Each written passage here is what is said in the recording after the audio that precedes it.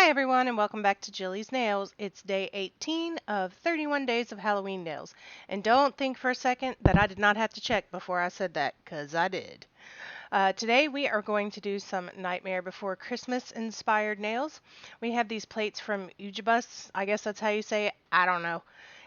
They're very large plates and they're double-sided. This is the only company I've ever seen who does anything like this. I think it's a pretty good idea so far. We'll see how I like it in the long run. But it's really cool. It's got Halloween on two sides, and then the other plate has Christmas images on two sides. So we are going to use both of these to most definitely do some Nightmare Before Christmas nails. So I'm just going to go through super fast, as you can see, and clean off these plates with some acetone to make sure all the stickies off of the plates and that there's no oil or residue. Excuse me. And I'm also going to go and clean my nails and make sure that there's no oil or residue on my nails. And as you've seen me do a bazillion times, or 17 so far, we're going to use a peel off base coat for this mani. I was actually a little sad I did that because these came out really cute in my opinion. And they popped off like 12 hours later. So the first thing we're going to do while that is drying is go through and stamp Santa Claus's head with the black. Now, I don't know if you guys have seen Nightmare Before Christmas. I hope if you're watching this video you have. If you haven't, you should watch it. It's pretty cool. Here's my dirty little secret. The first time I watched it ever was 2 days ago. It's just one of those things. And Tim Burton's kind of hit or miss with me, so I was never really intrigued by it. But I decided to go ahead and watch it, and I thought it was a cute movie, so it inspired me to go ahead and do these nails. Now we're going to clean up after I've stamped Santa Claus's head, and we're going to go in and stamp Jack Skellington. Looked up some different images for him, and the iconic stuff is him standing in front of the moon, which I already had a nail planned for that. And so a lot of the other artwork that I saw that involved him, he was around red, like he was on the front of red. Lots of red backdrops, that kind of stuff. So you'll see why that comes into play later. And then this is the silhouette of Jack and Sally at the very end of the movie when they're hugging. Yeah, that was a giveaway. So if you weren't aware of that, spoiler, they're hugging at the end of the movie in front of this big moon. So I'm going to use that image for sure as well. We're going to go through here now and do what is called reverse stamping. I have talked about this some before, but I did want to go into it with a little more detail on this tutorial because these are actually kind of detailed stamps for this. And that color red is Bitten from Sinful Colors. It was in the Halloween collection a couple years ago. And when I tell you the colors or the color names, it's not necessarily because I expect you to be able to find them. If I know they're available, I'll let you know. That color is Skinny Dip by Essie, and to my knowledge, it is available. And also to my knowledge, it's an amazing nude. I love that one. It's so perfect for French mayonnaise or any kind of negative space design that you like. And so what I'm going to do here is go through with this color Bitten and just barely touch into it and give Santa a little red nose. Then I'm going to go through and start painting his hat. I talked about this before a little bit. I want to get a little more in depth with this on this tutorial. When you are laying down these colors, you need to do them in the order of what would be closest when you flip it over to furthest when you flip it back over. So like you'll paint his nose first because it doesn't really matter if a color behind it shows up. Most of the colors behind it won't show up on the nose. But if you paint the red behind the nude color, it can change the color. So what I try to do first is whatever, eye color, tips of noses, anything like that, paint that first. Then paint the skin tone, and then you can do the outside stuff. Now in this case, the hat doesn't matter. It's not around the face. So, you can kind of look at it that way. Just make sure if you're doing faces or something that's very detailed or kind of has layers while you're painting it, that you start kind of small and then go to the large. Now, that particular color is called Pine Away. It is also from Sinful Colors, and it's a very beautiful, deep, deep green that has some gold flecks in it. So I'm using that to paint the holly on Santa Claus's cap. And while you're painting, you need to make sure that you tap the color in. Oh, you can hear the kitty quake culprit in the background. Sorry about that. The He distracted me, dadgummit. Okay, so you can go in. Oh, you need to tap the color on. Don't pull it through like you would, push a paintbrush or stroke through a paintbrush. Tap, tap, tap, tap, tap. Also, don't put it on too thick, especially at first, because I noticed that the wetter that stamping polish was, some of the black lines in his beard got a little smeared. So I wouldn't put it on super thick if you can help it. Try to keep it thin. Flip it over and check it. And if it looks like it's starting to smear at all, just back off and let it dry some before you go back in. Because like I said, I did have some smears, and I think it was from not letting it dry enough. The kind of off-white that I did on his beard, that is coconut. That is one of my favorite colors. It is available right now on Maniology's website. And of course, you can use code JILLY10 for 10% off on that one. And that's what it looks like when you flip it over. So you can see kind of very quickly. I don't know why I was so fast at that today.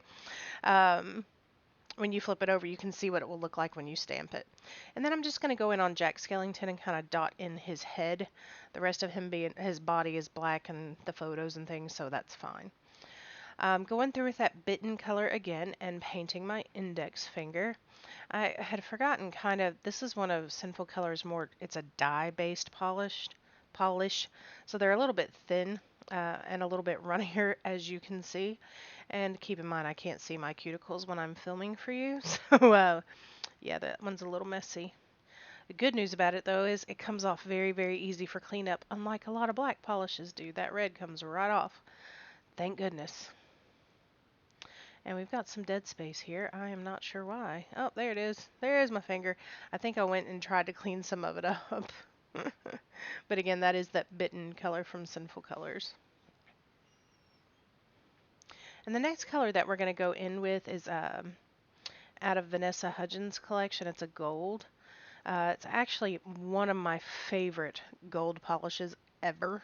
If you can find that one, get it. If you like gold, or if you haven't found the gold that you like. Yes, the first coat when I put it on looks horrible, but the second coat, you'll see. It's the prettiest gold out there. And what I did right before I was painting that, since Santa's head was so big, I wanted to make absolutely sure that enough of it was going to fit on that nail.